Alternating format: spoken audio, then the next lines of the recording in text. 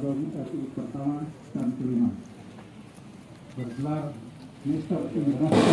Raden Gatot Taruna Miharja, anak kedua dari 6 bersaudara, putra putri Dr. R. Tanu Miharja, lahir di Sukabumi pada tanggal 24 November 1901, menempuh pendidikan keahlian hukum di Rechtschool Batavia, Hindia Belanda.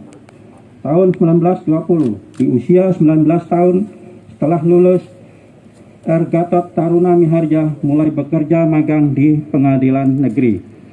Tahun 1922, almarhum memutuskan untuk meneruskan pendidikan hukumnya di Rijksuniversiteit Leiden, Belanda. Tak hanya mengenyam pendidikan, melainkan juga aktif bergabung dalam organisasi Perhimpunan Indonesia yang pada tahun 1920-an berubah menjadi organisasi penting yang aktif mempromosikan kemerdekaan Indonesia. Karena itu, keluarga almarhum mengalami pemerasan dan ancaman oleh Belanda untuk menghentikan pengiriman biaya sekolah beliau, untuk membiayai almarhum bekerja sebagai pesuruh di toko roti kota Brussel, Belgia. Pada tahun 1927, almarhum ditangkap dengan alasan tidak memberikan laporan kesehatan untuk kegiatan wajib militer Belanda. Di tahun yang sama, almarhum menyelesaikan sekolah hukumnya dan kembali ke Indonesia untuk menjadi penasihat hukum atau advokat bagi orang pribumi Indonesia di Cirebon dan Tegal. Almarhum yang bergabung dalam Partai Nasionalis Indonesia, Stadpartai, kembali ditangkap oleh Belanda bersama Bung Hatta dan Bung Karno pada tahun 1929. Pada masa penjajahan Jepang, almarhum menjadi Tiho Hoin atau hakim ketua di Pengadilan Negeri Purwokerto. Pada tanggal 19 Agustus 1945, pembentukan kabinet pertama di mana almarhum diangkat menjadi Jaksa Agung Republik Indonesia pertama. 5 September 1945, almarhum dilantik sebagai Jaksa Agung Republik Indonesia. 24 Oktober 1945, almarhum mengundurkan diri. Bulan Maret 1946, almarhum ditangkap dan ditahan selama 1 bulan oleh Perdana Menteri Syahrir yang dianggap menentang negosiasinya dengan Belanda.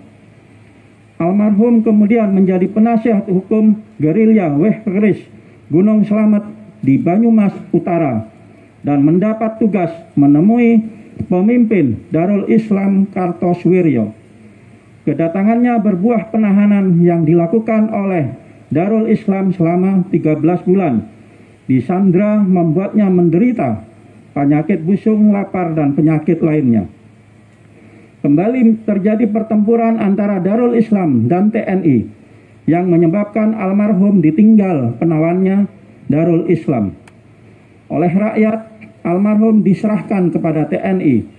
Kembali ia masuk penjara. Kali ini yang ia hadapi adalah tuduhan dan tuntutan keterkaitannya keberadaannya di Darul Islam Kartosuwiryo. Selama 9 bulan, almarhum berada di penjara Bancio, Bandung.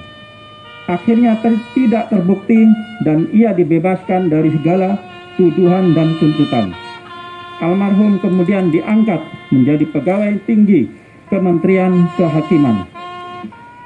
Pada tanggal 1 April 1959, Mr. Inderechtem R. Gatot Taruna Miharja kembali dilantik dan disumpah menjadi Jaksa Agung Republik Indonesia ke-5.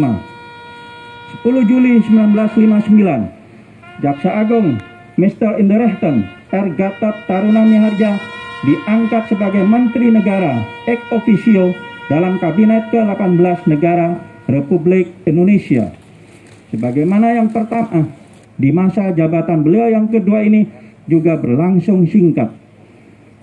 2 September 1959, kembali diberhentikan dengan hormat dan kembali ke Departemen Kehakiman.